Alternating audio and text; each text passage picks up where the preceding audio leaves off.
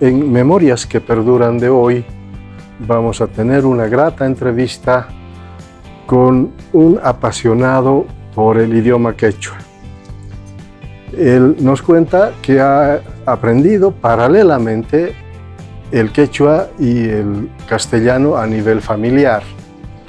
Él es profesor con estudios en la Normal en Sucre. Ha ejercido la docencia y al mismo tiempo ha logrado la licenciatura en Ciencias de la Educación. Actualmente es docente de la carrera de Lingüística, de Ciencias de la Educación, de Trabajo Social en la Facultad de Humanidades y Ciencias de la Educación en la Universidad Mayor de San Simón, pero además docente de la materia de quechua en la carrera de Sociología.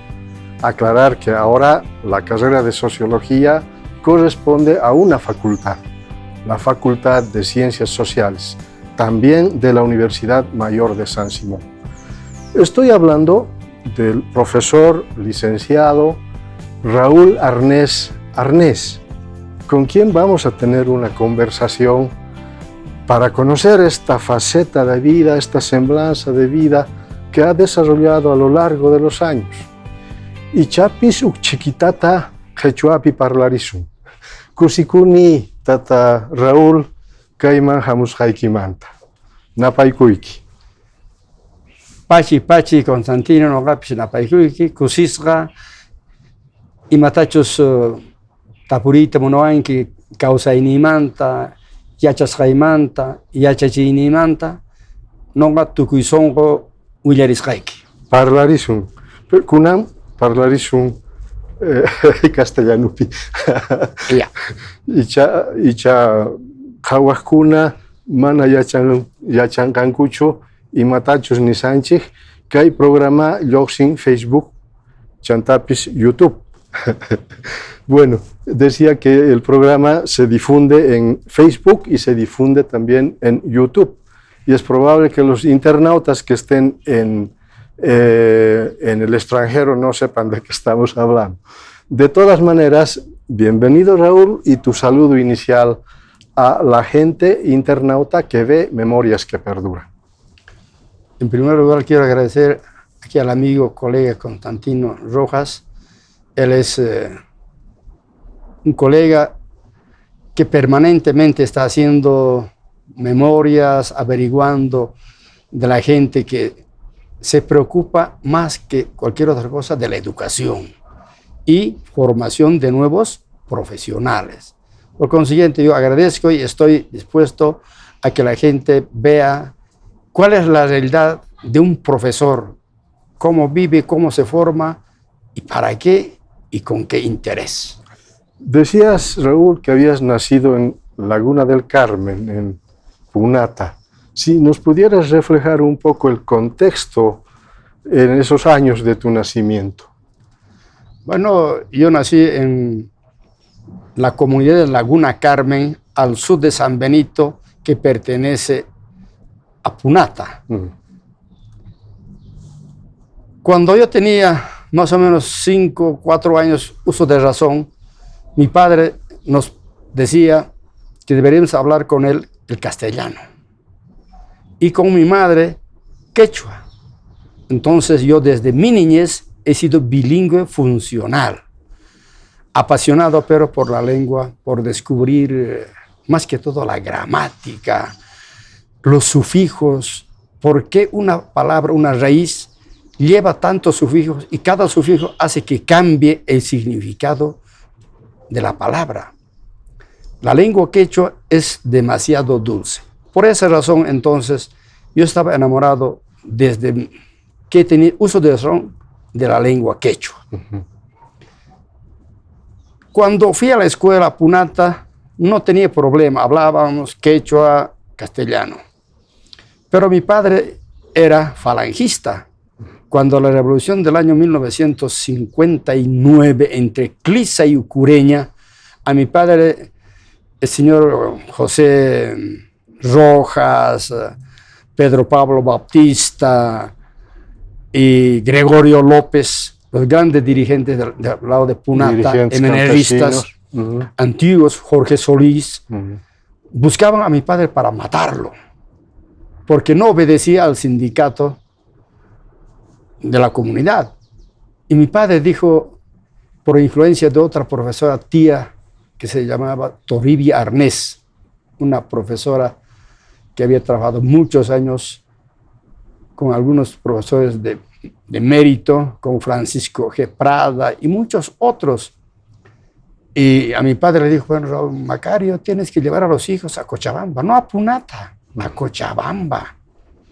Vas a sobrevivir. Bueno, mi padre, ni flojo ni perezoso, inmediatamente adquirió una casa aquí en la 16 de julio y Calama, y de la noche a la mañana nos escapamos, padre y 4 hermanos, 5 hermanos.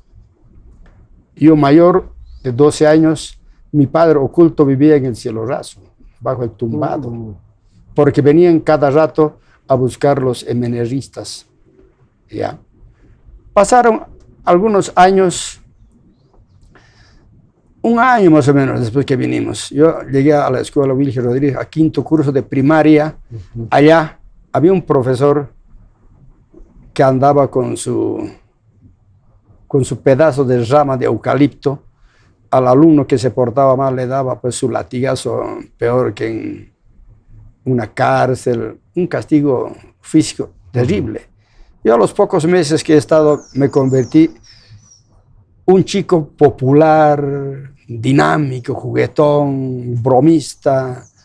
Les cantaba en quechua, sabía algunos refranes, algunos dichos. Y llegó a la dirección y al profesor.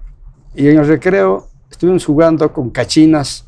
Yo ganaba a todos los chicos jugando cachinas y hablábamos en quechua porque un gran porcentaje de esos niños eran de la Gota de Leche, que estaba en la Calama y 16 de julio.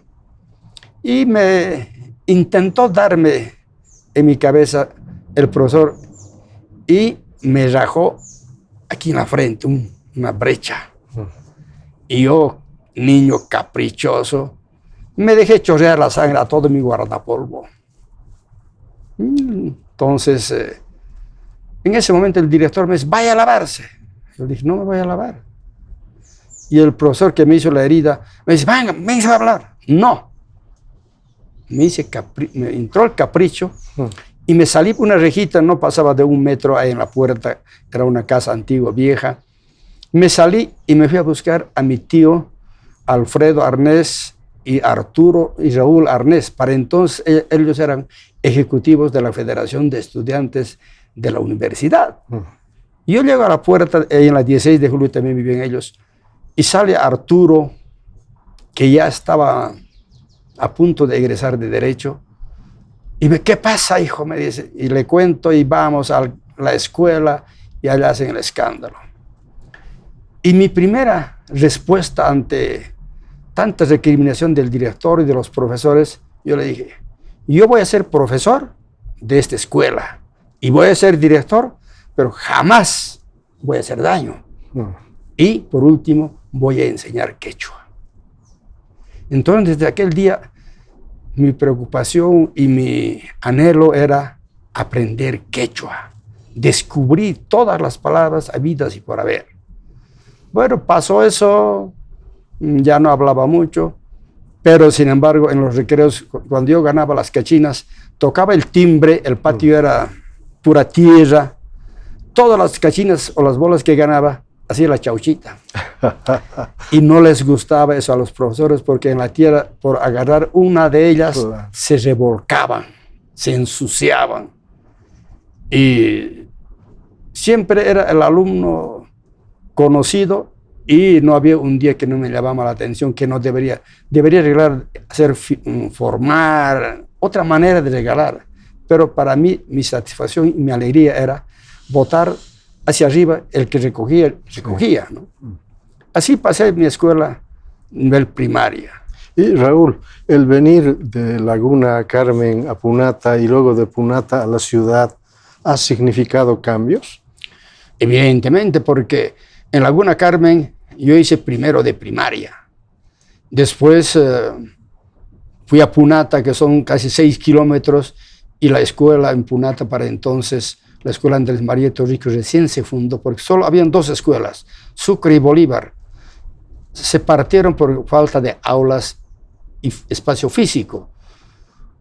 Y se crea la escuela Andrés María Torrico, y pasábamos clases en la playa de Ganado bajo los árboles. Mi primera profesora fue Ruth Camacho, hija del doctor, fue el Camacho de Punata, un gran jurisconsulto conocidísimo a nivel nacional.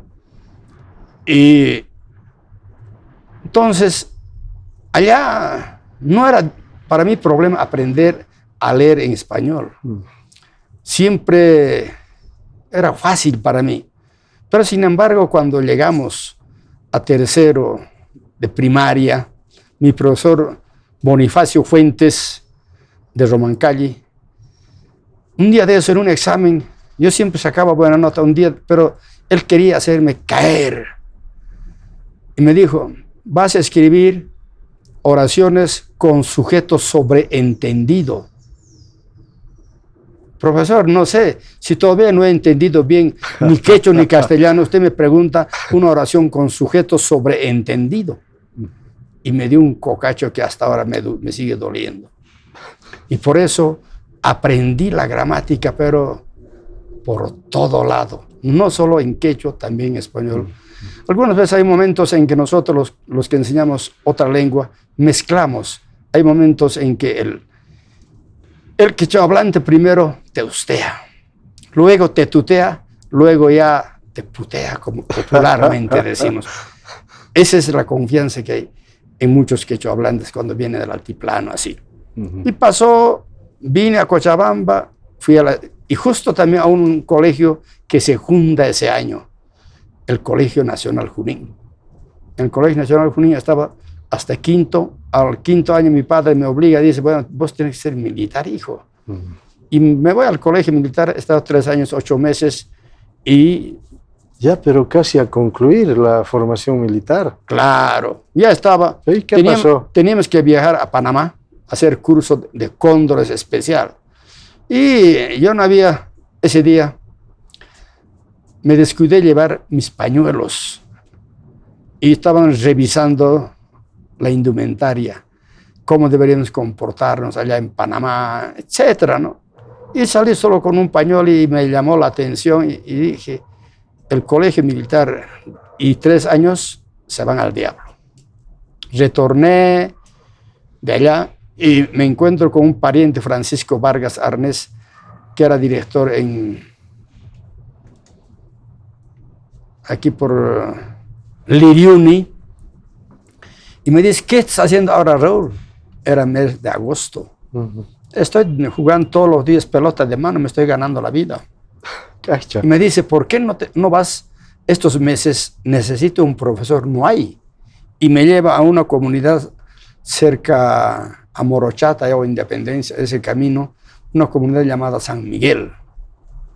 Y allá trabajé, concluí la gestión y era multigrado. Había primero, segundo, tercero, hasta cuarto en un solo ambiente. Y me enamoré de verdad de ser profesor. Luego retorno, me encuentro con una pariente también, Emma Arnés, que ha sido directora del Liceo Zamudio por muchos años, y me dice, Raúl, un día miércoles nos encontramos, porque yo estaba colaborando a mi madre comprando verduras en el mercado de La Pampa, y me dice, el viernes es el examen, ¿por qué no te vas a la normal? Ni flojo, ese rato ya recogí mis papeles, tomé un camión y me fui a Sucre. Di mi examen de ingreso, aprobé, y resultados que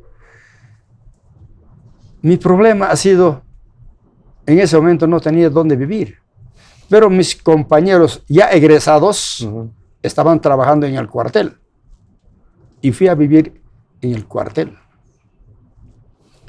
Y algunos días comía el rancho de los soldados.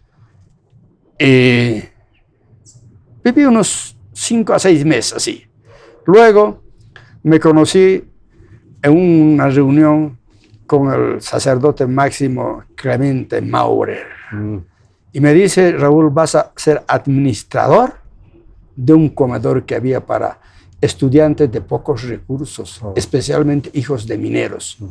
Y llegué a ser administrador durante 3 años. A los 2 años me querían sacar algunos estudiantes, pero vino el padre y la señora Lola de Mendoza, el autor, esposo, el de Prontuario Escolar, que antes era la Biblia del profesor. Y me dice, Raúl, ¿y dónde vives? Compartió un cuarto bajo la grada que apenas entraba una camita. Claro, mi padre me dijo, hijo, ya no hay para vos plata. Tú tienes tantos hermanos y sabrás. Pero esa era una de mis entradas. Ya tenía comida, pero el problema era para pagar el ambiente donde vivía. Pero todas las santas tardes yo iba a jugar pelota de mano. Y siempre había un manso. Y me decía, te pongo a la derecha, te pongo a la izquierda. Y ya siempre le manseaba y le ganaba siempre algunas monedas. Y vivía feliz y contento. Pero en el comedor que administraba, comprábamos carne del mercado cada día. Lo primero que adquirí y pedí al reverendo un refrigerador grande. Y me dijo, ¿para qué? Ya vamos a ver. Un señor, le dije.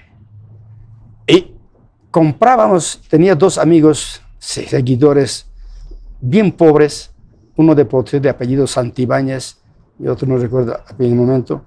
Íbamos a comprar ganado vivo a Ñuchu, a Cachimayo, a Yotala. Comprábamos un ganado vivo y nos lo llevamos a la orilla del río y faeneábamos con algunos que sabían de ahí faenear. Y traíamos carne en nuestras espaldas, todo un animal íntegro. A veces 2 viajes hacíamos y llegábamos, poníamos al gancho y al refrigerador. Y tenía utilidad.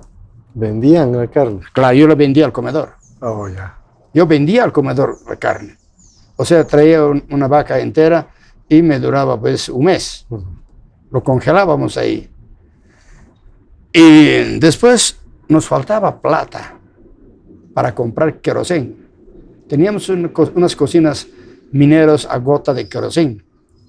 Yo jugaba también fútbol.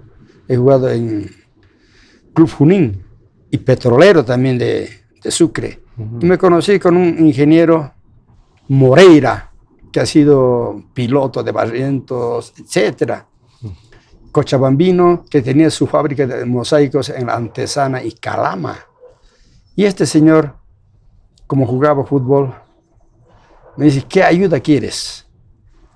Yo quiero ayuda que me dé querosén para mi comedor. Y me regalaba 200 litros, un turril, y otros 200 litros me vendía en precio que ellos distribuían. Ya tenía mi utilidad.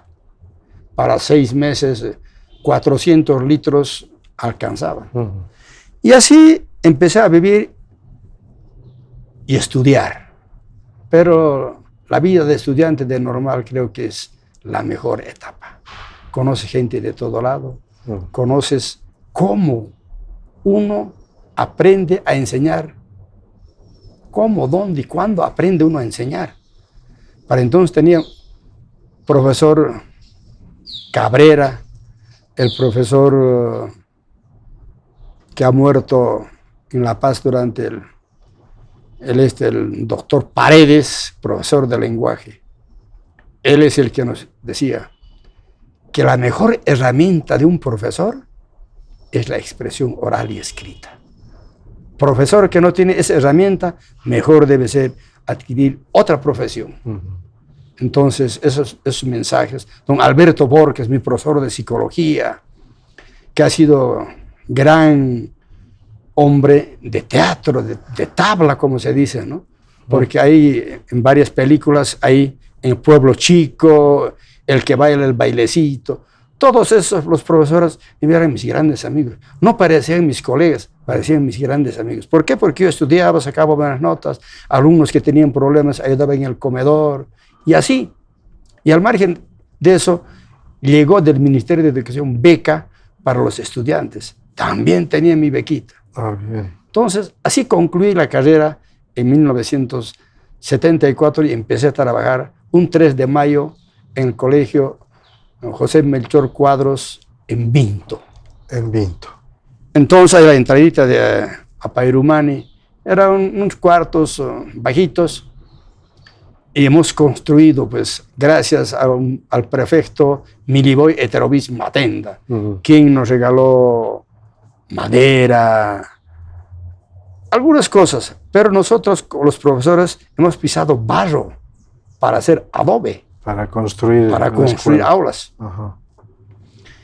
Y así funcionó mi vida de estudiante, pero cuando llegué a ser profesor en Vinto, mi primer reto era no usar libro de lectura, ni Alma de Niño, Alborada, Silabario, Marcelino, que eran los libros populares para aquel entonces. Y tenía un director antiguo, decía, bueno, lista de material. Lista de material, cuando voy el 3 de mayo, me pide y yo le entrego un cuaderno de 100 hojas cuadriculado o rayado. 2 lápices negros, una docena de colores, 2 gomas, 2 lápices rojos. Y todos los papeles periódicos, revistas viejas que no sirven en la casa, que traigan. Yeah. Y el director me da casi una bofetada indicando que si con esto, ¿cómo iba a enseñar a leer y escribir? Y la respuesta mía fue que, señor director, le dije, si yo no enseño a leer y escribir a estos niños, usted me bota en burro. Inmediatamente se viene a la dirección digital, para entonces habían supervisiones de zona y la supervisora era doña Juana Trigo, el hermano de Picucho. Inmediatamente hacemos un documento para que yo enseñe, que me deje trabajar el señor director. Empezamos el 3 de mayo, hasta 6 de junio, 7, 8 de junio declaran vacación por huelga de maestros. Mi corazón, como dice Juan Guayparrimachi, ¿no? Pero hasta en mis sueños creo que sabía los nombres de los chicos y salimos adelante. Llega el mes de noviembre, vengo a la supervisión y digo, yo quiero un concurso de lectura, de comprensión y escritura para alumnos de primero de primaria y segundo de primaria. No solo en la escuela, sino había otra escuela, Matilde Lanza, turno tarde. ¿Y premios? ¿De dónde vamos a sacar? 50% de mi salario. Y todos sorprendidos me dicen, este está loco. ¿Cómo va a enseñar a leer y escribir a estos niños? La supervisora llevó bastante material para leer el método de palabras, de sílabas, palabras y frases y oraciones, ¿no? Para entonces ya llegó Fe Alegría, otra estrategia de enseñanza que yo había aprendido ya en la normal y cumpliendo en la escuela experimental junto a la normal. Y aplico y trabajo, y mis alumnos no solo sabían decodificar la palabra, sino entendían el significado, tanto traducción en quechua y como en castellano. Desde aquella vez, estas dos palabras en mi mente se quedaron. La codificación y la decodificación. Mucha gente, yo sé leer rápido y muy bien. No sabes leer. Solo sabes decodificar palabras, sonidos, sílabas, frases, fonemas, etc. Pero no sabes leer. Leer es entender, comprender el significado de una palabra y otra, enlazar 2 o 3 palabras y que tenga un significado o un juicio. Y así, termina el examen, mis alumnos de primero leían mejor, entendían mejor y explicaban. Yo llevé el periódico y llamo a un alumno y a leer el periódico del día. Ha leído, me recoge el periódico y le digo, ¿qué has entendido? A ver, explica ahora en otras palabras. Y el niño perfectamente explicaba. Es que esta mañana seguro has madrugado, has preparado, ¿no? Otro material. Traen otro material Otro alumno lee, ahora explique, hijito. Explicaba. Y estaban sorprendidos. Y yo, preocupado, si mis alumnos iban a rendir o no. Porque si no rendían, montado en burro, tenían que seguir con los padres de familia. Y si no, pero mi director tenía que irse. Y mi director se fue. Para entonces, los directores que tenían 228 podían irse con suite. Y me nombran director encargado. Y la mayoría de los profesores allá tenían más de 50 años. Y había un profesor que primero dice que era portero, carpintero, después profesor de manualidades. Y me dice, señora supervisora, ¿cómo nos va a enseñar un mocoso a nosotros que estamos 50 años trabajando, 40 años trabajando? Y la señora supervisora dijo, no se preocupen, la educación ha cambiado. Él les va a enseñar. Y seguí los pasos, termino la gestión, al próximo año no me vuelven a nombrar, me ratifican como director encargado, pero llega fin de año, desde 76, y hay concursos de méritos para directores. Yo, mis méritos eran pues mis diplomas de bachiller, un diplomita de haber jugado fútbol, haber salido campeón de pelota de mano dentro de la normal, hacía algunas cositas. Pero en mi examen de conocimientos yo había sacado 100 sobre 100, o sea, total. Y me nombran director ya con ítem. Y me quedo allá 9 años más o menos. En el mismo Vinto. En el mismo Vinto. Luego me conozco con el padre Berta, en una reunión que para entonces hacían expresión corporal aquí en la San Martín, no, en la Heroínas, en el edificio Tardío, Heroínas San Martín, en ese edificio. Y ahí me conozco con el padre Berta, que ya había averiguado todo mi currículum. De la Ciudad del Niño, ¿no? De la Ciudad del Niño. Y me dice, Raúl, el lunes ya no vas a ir a tu escuela, vas a ir a Ciudad del Niño, vas a ser profesor, vas a ser director. Y vas a tener doble sueldo. Oh, ¿cómo no va a querer yo doble sueldo? Inmediatamente seguimos haciendo expresión corporal y el padre Berta ya me trajo mi memorándum. Y así me fui a la Ciudad del Niño. Trabajé allá con los niños. Compraron después una camioneta roja. Yo era chofer, yo era profesor, yo era director. 3 salarios me pagaba el padre Berta. Feliz.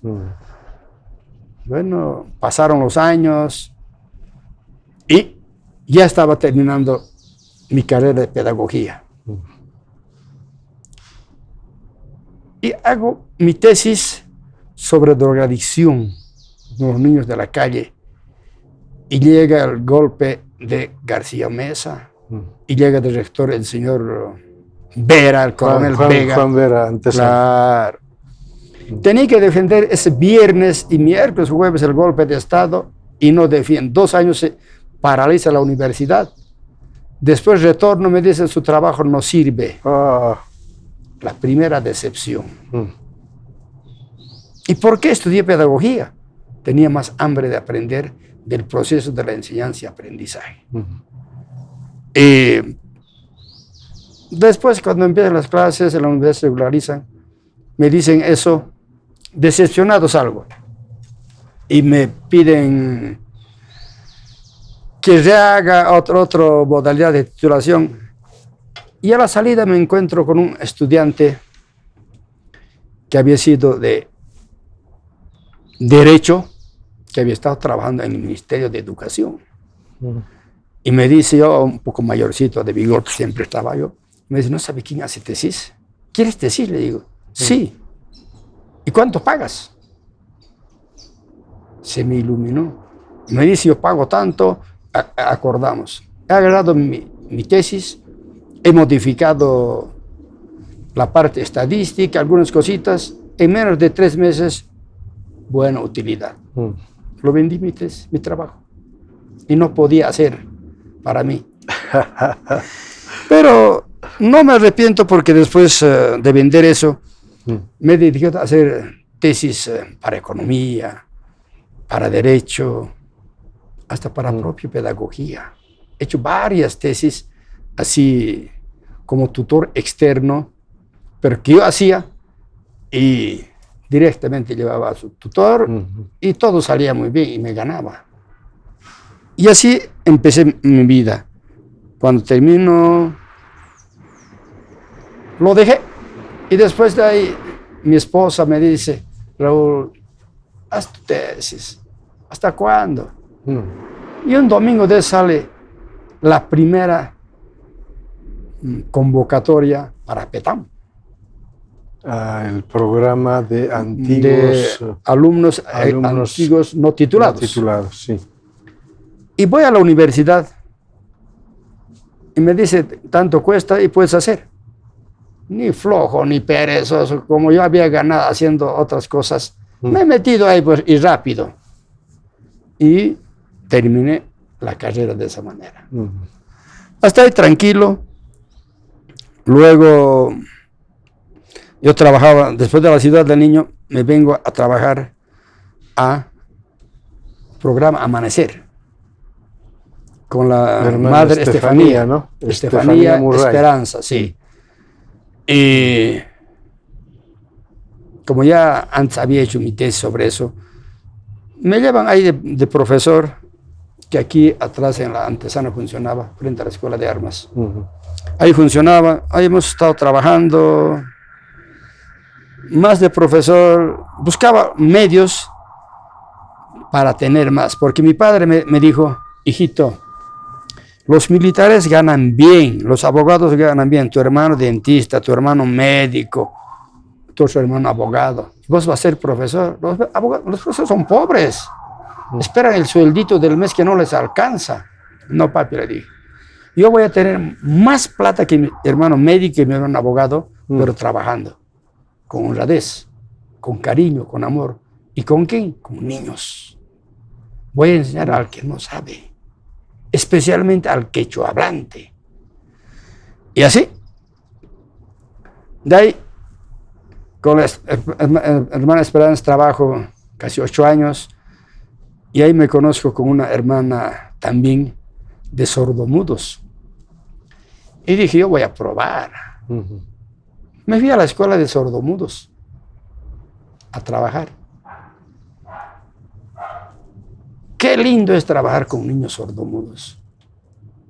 No hay chacota. Pero eso implica una nueva metodología, ¿no? Claro, una nueva estrategia. Había pasado un cursito yo de la enseñanza a sordomudos. Y ahí me invitaron y me fui. Teniendo el 2.28, que el director ganaba un poquito más, pero no me interesaba a mí ganar, sino tener experiencia. He trabajado allá 1 año. Y en mi casa no quería que mis hijas griten y hablen, porque me estaba acostumbrando a un ritmo de vida del silencio absoluto. Renuncié. Luego salgo de allá, vuelvo de director. Ahí vuelve a nacer mi idea de enseñar quechua. Y vengo a trabajar, nuevamente doy examen, ya no me hacen valer porque había dejado varios años. Nuevamente doy examen para director 2.28 y apruebo, he sido el tercer alumno. El primer alumno era un tal Pedro, para Eufronio Vizcarra, el segundo era frente a la Facultad de Odontología, en esa escuelita, Garof Espinosa, y el tercero era yo. Y las 3 escuelas eran las mejores escuelas de Cochabamba. No quería ir a la escuela Carrillo yo, porque era mucho alumnado. Y escojo la escuela Virgil Rodríguez. ¿Ya? La escuela donde habías estudiado. Sí, pero mi sueño no era ser director. Primero sueño era ser profesor. Y al mismo tiempo, yo hablo en la dirección distrital, y yo quiero ser profesor y director. Gratis profesor y director con sueldo. Y he trabajado profesor y director. Entonces, me fue muy bien. Cuando yo entré, había más o menos 350 alumnos, más o menos. Pero cuando me retiré, pasaron los 1.300 alumnos. porque era el centro de interacción de zona sur, norte, este, oeste, y la escuela. Era terrible la semana de inscripciones. Oh, seguro. Y ¿por qué dejo esta escuela tan linda y querida donde yo soñé? Sale la convocatoria para asesores pedagógicos. Y de Cochabamba fuimos 12 o 13 personas, pero de más de 300 que era seleccionado antes. La primera etapa y la segunda etapa de asesores, excelentes profesores y directores han ido. Regreso de allá, en mi mente, mi sueño siempre era aprender y enseñar quechua. Salgo de allá y allá me conozco con Gladys Márquez. Gladys Márquez me dice, vos sabes que Raúl, no necesitas pasar clases. Con Johnny Rivera, que ahora es director digital departamental, de Distrito 2 creo, con él, otro amigo, más.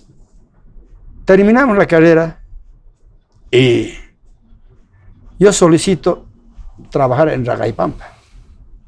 Pero en ese instante, con Adán Pari y el exministro, el canciller y compañía,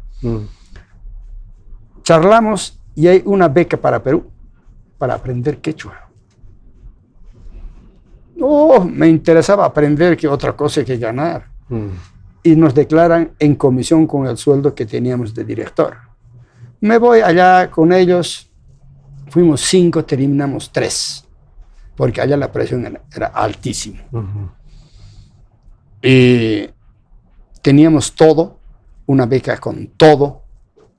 Teníamos desde agua hasta bebida alcohólica, pero los bolivianos habíamos nacido con una mentalidad de superación permanente. Los únicos que no habíamos consumido ni una botella de bebida alcohólica éramos los bolivianos.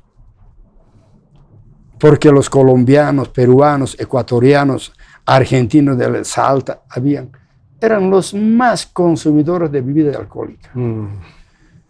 Terminamos allá, regreso y me llevan al Ministerio de Educación. Un buen cargo, educación alternativa,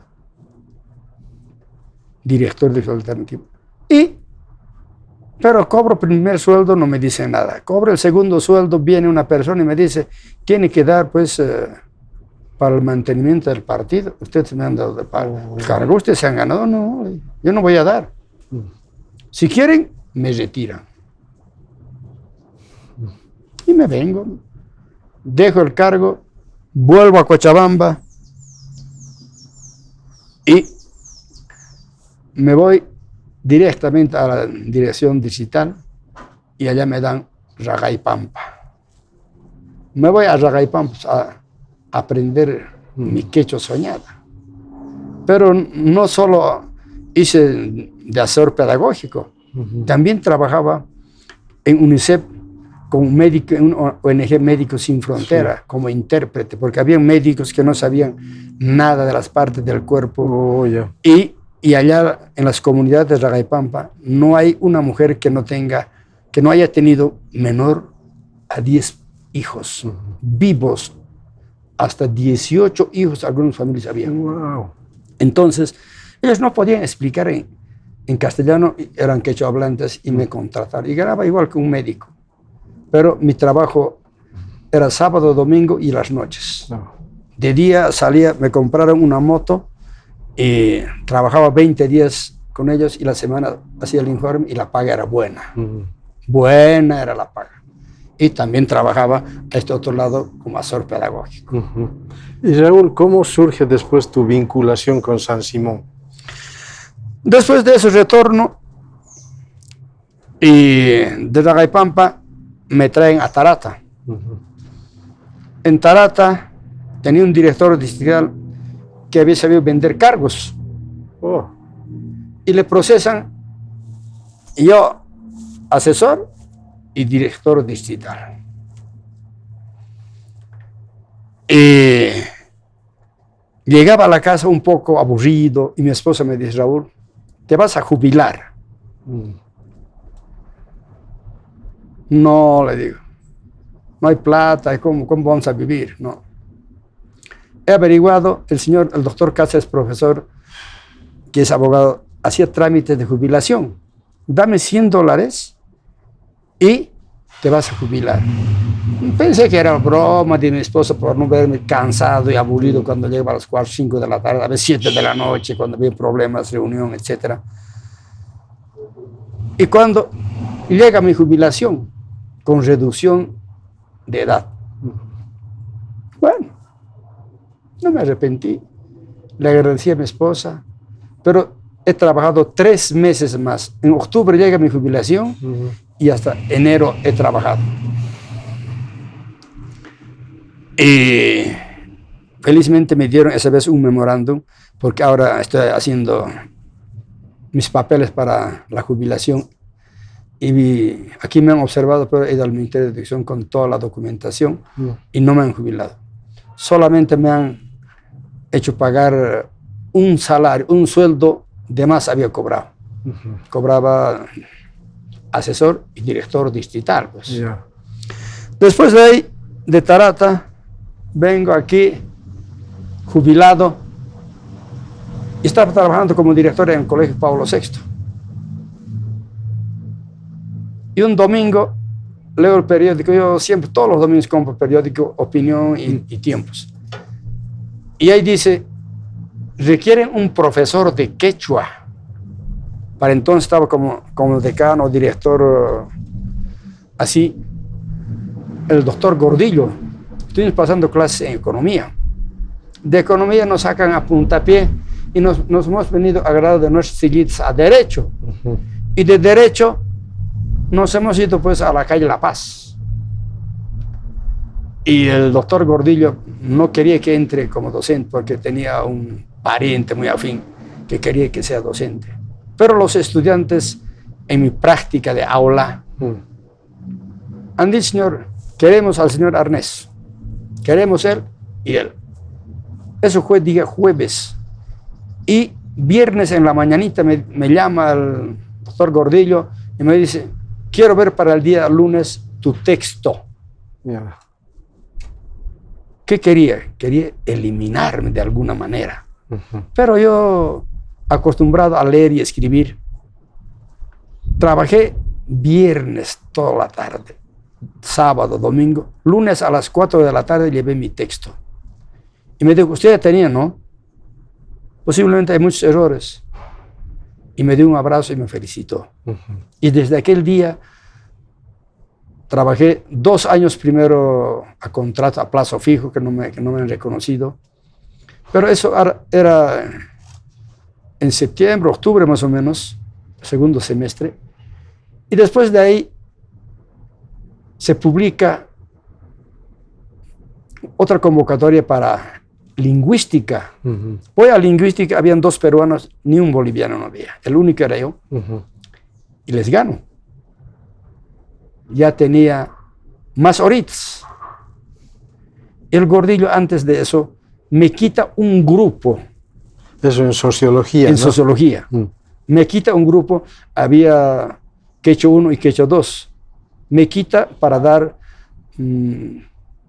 al doctor Bravo, que da economía, creo. Y ese meeting va allá y me dice, al año vamos a querer nomás. No me hice problema. Pero mi satisfacción era trabajar en la universidad. Tomo otro grupo, para entonces don René Sáenz deja y la señora Cira Fernández se hace cargo de esos otros grupos. Al año siguiente la doctora Cira Fernández se jubila y hay un concurso. Y gano Quechua 1, Quechua 2, Quechua 3 y Quechua 4. 4 niveles de Quechua en lingüística. Era el hombre más feliz. Pero al frente tenía una muralla, la lengua extranjera. 3 horitas, y no tenía que faltar jamás. Jamás tenía que llegar tarde. Pero algunos días siempre me jugaba sucio. Un jueves, un viernes, una marcha, un paro, un feriado. Pero mi sueño siempre fue enseñar. Por eso a mis alumnos les digo, a mí me pagan de lo que trabajo, no de lo que soy ocioso. Porque el primer día de clase que empieza, mis alumnos que ya han sido un nivel inferior, para el próximo nivel están toditos. Así no estén inscritos todavía aún, ya pasamos clases. Desde el inicio. Desde el inicio. Primer día de clase, un examen yo tomo. Ni siquiera en quechua, no en castellano. A mano alzada. Entonces, las recomendaciones, ¿por qué? Porque un lingüista tiene que saber escribir. Una carta de solicitud de trabajo. Y 50% no sabían escribir bien. Y para entonces ya la ley 1565 ya estaba a punto de funcionando, porque ya no era letra de carta común, sino la letra intermedia o imprenta. Y así empiezo a trabajar. Luego voy a educación. En educación, para ir a educación dejo un grupo en lenguaje, en lingüística. Bueno, ya tenía bastantes horas y hace unos 6, 7 años más o menos se crea la carrera de trabajo social y la señora Luisaga me dice: Raúl, voy a sacar convocatoria solo interna.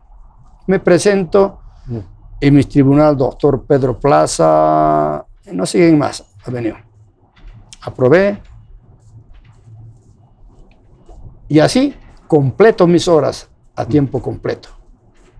Ahora, ¿qué tan grato es enseñar quechua en la universidad? Yo creo que es una felicidad completa para mí enseñar quechua. Me siento hombre realizado, me siento feliz. Alguna vez le digo en son de broma a mis alumnos: quiero casarme con la lengua quechua, pero la suegra no me acepta como yerno. Y mis alumnos se ríen. ¿Por qué? Pues le dicen. Porque dice que me falta. Cada vez que pido la mano, te falta, te falta. ¿Y qué me falta? Falta aprender más. Porque en una sociedad, una lengua que tiene una cultura, nunca se termina de aprender. Por más que investigues de las 24 horas, las 24 del día, de la semana o del mes, nunca terminas de aprender. Muchos estudiantes, muchos colegas me dicen: Raúl, ¿pero dónde has aprendido esto? Pero lees, escribes, analizas. Si eres simplemente un lector, un codificador, un decodificador, a eso tienes que llegar. Y así empecé a trabajar y trabajar. Y en los 18 años cumplidos que tengo ahora como docente ya de planta, 18 textos había escrito. No solo me quedo con un texto cada año. Cada año que escribo para 2 semestres, el año pasado, el 18, el 19, he escrito 2 textos. Porque depende de la contingencia de alumnos. Esos textos son de enseñanza quechua. Texto de enseñanza de quechua. Entonces, voy sacando, hay temas que no sirven, que no son funcionales, que no son prácticos.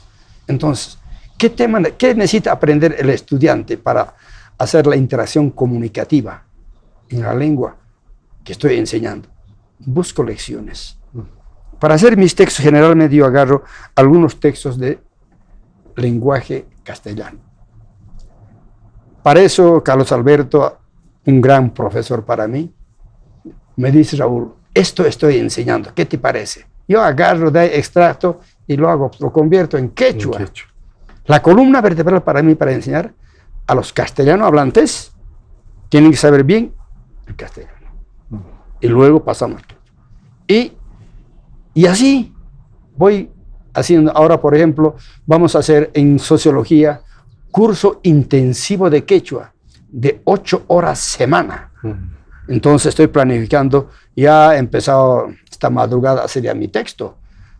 Hay que hacer un texto de consulta donde tiene que ser funcional.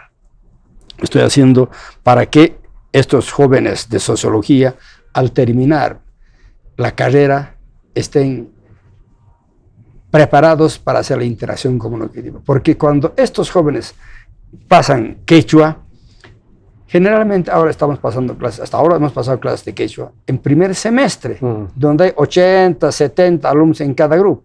Yo he pedido hace unos 10 años que la lengua quechua no debería ser en primer nivel, pero los estudiantes han exigido que sea en primer nivel, pero ahora el consejo y la dirección de planificación académica, etc., hemos acordado enseñar en tercer semestre. Juntar los dos grupos en uno solo, pero se va a trabajar duro.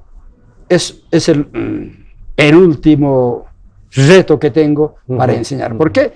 Porque quiero que estos jóvenes, ya que no me dejen hacer una biblioteca, por ejemplo, en lingüística, yo tengo mis libros avaluados por más de $5,000 por lo menos, tengo 55 clases de diccionarios de autores. Entonces, en mi casa, como dicen vulgarmente el refrán, en la casa de herrero, cuchillo de palo. Ninguna de mis hijas no quieren aprender. ¿Y dónde voy a dejar esos libros de pedagogía? ¿Dónde voy a regalar para que hagan maples? No.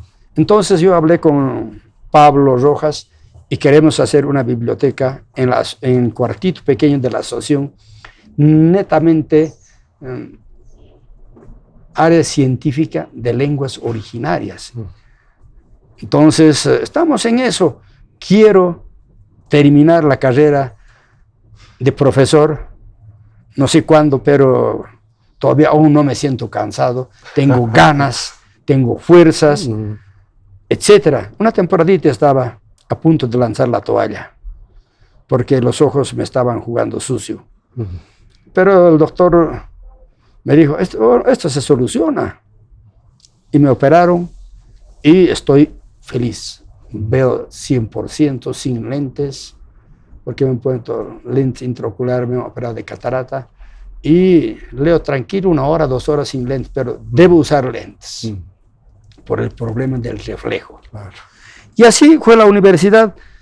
Y creo que para entrar a la universidad no toqué ninguna puerta, ni político, ni económico, ni social. Solo fue mi interés y mi capacidad de querer enseñar.